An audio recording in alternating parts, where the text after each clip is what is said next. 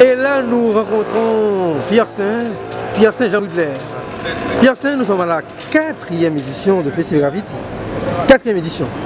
Ce festival, bien entendu, a une histoire. Oui, le festival a une histoire. Moi, je suis un passionné du street art. Ça fait un petit temps et puis j'ai découvert le travail de Asaf. Et puis la petite histoire, j'ai vu qu'il y avait au moins une trentaine de personnes qui prenaient plaisir à regarder le pochoir que faisait Asaf dans un coin de rue de Port-au-Prince, et je me suis dit pourquoi ne pas avoir un festival en Haïti.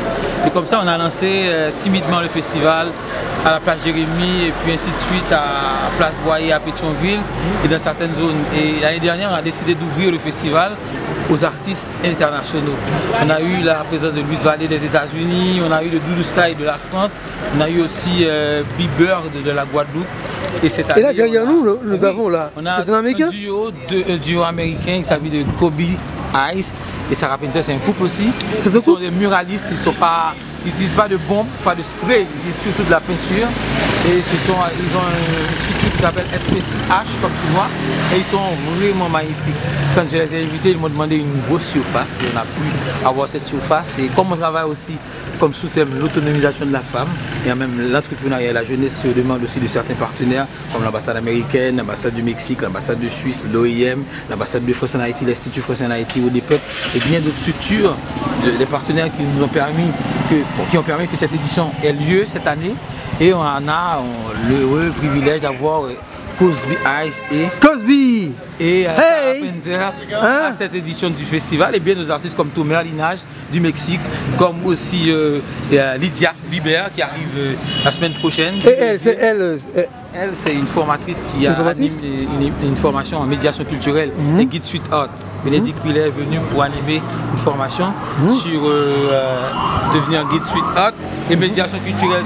Si vous voulez, tu peux lui... Non, c'est là alors. Bénédicte a eu une expérience enrichissante avec des jeunes qui voulaient bien devenir guide street art, et il peut nous parler de son expérience aussi, comment ça a été, comment l'expérience jusqu'à présent, puisqu'on clôt cette série de formations lundi. Ouais. Alors on a fait le plus gros jusqu'à présent. On a travaillé sur la médiation, qu'est-ce qu'un médiateur, qu'est-ce qu'un guide, et qu'est-ce qu'un guide street art en particulier, et quelle est sa mission si particulière ici à Port-au-Prince, c'est de faire découvrir un art nouveau dans des quartiers qui accueillent aujourd'hui un art qui se voit de l'extérieur. Et donc à travers le guidage, c'est vraiment une médiation culturelle, mais c'est aussi une découverte de la culture locale, et donc c'était l'exercice qui a été travaillé en tout cas ces derniers jours. Et on est autour d'une quinzaine de futurs médiateurs qui seront bientôt dans les rues de Port-au-Prince. Alors vous parlez de culture locale là, hein. Regardez, hein. C'est de chez vous, hein, les gilets jaunes. Les gilets jaunes, c'est de chez nous, sauf que c'est un Belge qui a... C'est gilet orange, là c'est les Belges qui sont représentés. Et c'est le travail d'un artiste qui s'appelle Jaune et qui fait du pochoir, et ici qui représente des agents d'entretien pour représenter à la fois le très visible à travers le fluo, et l'invisible, parce que cette profession, c'est aussi une profession qui est un peu décriée, qu'on va avoir l'habitude de ne pas regarder. Et donc il veut rendre encore plus visibles ces personnes qu'on a l'habitude de ne pas regarder. Alors chez nous, quand on dit que vous êtes dans l'eau, c'est que vous êtes dans la merde. Hein. Ils sont dans l'eau. Alors ils sont dans l'eau parce qu'il a voulu les noyer dans la mer des Caraïbes. Et il a voulu... Dans la mer des Caraïbes, ils ne sont pas dans la mer. Il a voulu... Il faut regarder l'attitude des personnages, on dirait qu'ils sont très nonchalants. Et malgré ça, ils sont dans l'eau.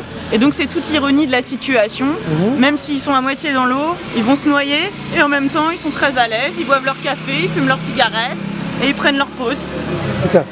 Alors là, dites-nous, c'est pour la première fois que vous preniez part à ce festival qui est à sa 4e édition. C'est effectivement la 4e édition, et c'est la première année où j'interviens. Comment voyez-vous les artistes là, et le travail des artistes là, dites. Moi je suis toujours impressionnée par le travail. Marchons un petit peu là, marchons un petit peu là. Oui. Et attention à la rue, c'est la rue. Oui, comment voyez-vous le travail des artistes là? L'avantage d'un festival, c'est de voir le travail des artistes en live et de voir la réalisation se faire petit à petit, et c'est le grand challenge ici de tous ces artistes qui font en même temps. Là, il me dit qu'il est proche de la fontaine. Hein. Ce sont des animaux qui ont un comportement humain là. Un peu. La culture française. La culture française, mais à l'haïtienne. Et c'est ça l'intérêt. Oui, oui. Alors là, nous avons un Américain, là, et Cosby. Alors, Cosby, qui est américain, oui. Avec Sarah, sa compagne, et sa collaboratrice aussi sur les œuvres qu'il réalise.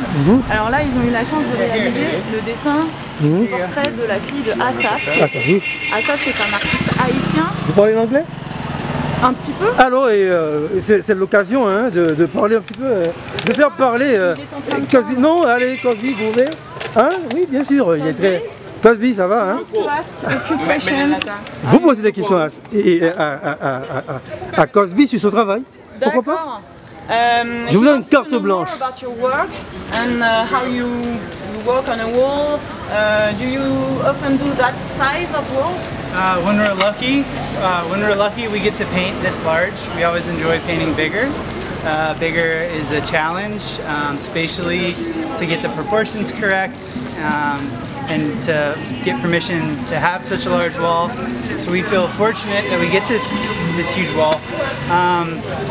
So normally a little bit smaller, and we really like to portray real people in the world. So real people in this community, real people in Port-au-Prince when we're painting in Port-au-Prince. We don't care so much about painting celebrities or people who are not real or kind of like manicured version of reality. We want to paint like real people, so we were honored that Asaph offered to let us paint his daughter.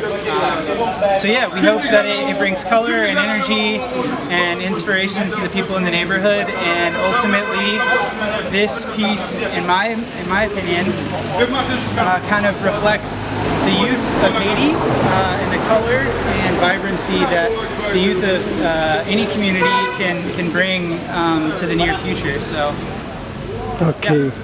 D'accord. Alors là, traduction, il vient d'expliquer qu'il était très fier d'avoir la possibilité de peindre des murs si grands, c'était pas si courant. Et donc là, avec l'autorisation qu'il a pu obtenir grâce au Festi Graffiti, il est très fier de réaliser ce si grand portrait. Un portrait qui a du sens puisque leur habitude d'artiste, c'est de peindre des locaux et non des people, des célébrités.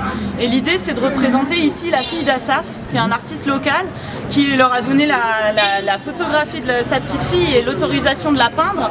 Et quelque part, au-delà du portrait de cette jeune fille, qui est d'abord une habitante d'Haïti, de Port-au-Prince, qui représente les communautés locales, c'est la jeunesse qu'ils ont envie de représenter et le futur d'une jeunesse qui va donner de la couleur à tous les murs d'Haïti. C'est ça. Et entre-temps, et là, il devait peindre cette grande dame de la littérature américaine, c'est Toni Morrison. Hein? Toni Morrison, c'est là. Hein? Allons vers Toni Morrison. Allons vers Toni Morrison, thank you. Thank you. Allons vers Toni Morrison, n'est-ce pas? Et ça, c'est... Alors ça, c'est un hommage, et des hommages, on en trouve souvent dans le street art. Et c'est d'ailleurs la grande force du street art, c'est de représenter des personnes qui symbolisent des choses très fortes, des valeurs qui sont très positives. Et Toni Morrison, elle a beaucoup œuvré dans le décloisonnement du racisme, la place des Noirs dans les sociétés, en particulier américaines, mais dans le monde entier. Et elle est très connue pour son œuvre littéraire. C'est la première femme afro-américaine à avoir reçu le Nobel de littérature quand même. Et étant décédée très récemment, s'est tout trouvé de venir faire son portrait ici, en particulier à Port-au-Prince, où de très nombreuses communautés de couleurs sont représentés à travers ce portrait d'une femme illustre. Oui, alors, et le street art, le graffiti, quand on parle de street art, c'est l'art urbain, c'est éphémère, hein? Alors c'est toujours éphémère et c'est la grande richesse de cet art-là, puisque le street art, ça évolue en permanence, puisque ça évolue avec la ville. Quand on est street artiste, on ne choisit pas la forme de sa toile, on choisit son mur, et le mur, on ne peut pas l'enfermer dans un musée. Et c'est la grande richesse de street art, parce que on invite tous les visiteurs de cet art-là à venir à un moment donné. Et puis peut-être que le lendemain, dans 6 mois, dans 10 ans, ces œuvres elles auront disparu, mais de nouvelles seront apparues entre-temps. Est-ce que ça ne fait pas mal au cœur aussi, par exemple, dans la mesure où vraiment un génie, hein, il peint vraiment une belle œuvre, on aurait bien aimé que ça se pérennise. Hein. Hein, c'est dur hein, aussi. Mais c'est la vie aussi, rien n'est stable et donc c'est l'illustration de l'éphémère de chaque moment d'une vie. Et donc ces œuvres-là, si vous voulez les conserver, prenez-les en photo. Voilà. Merci. De rien.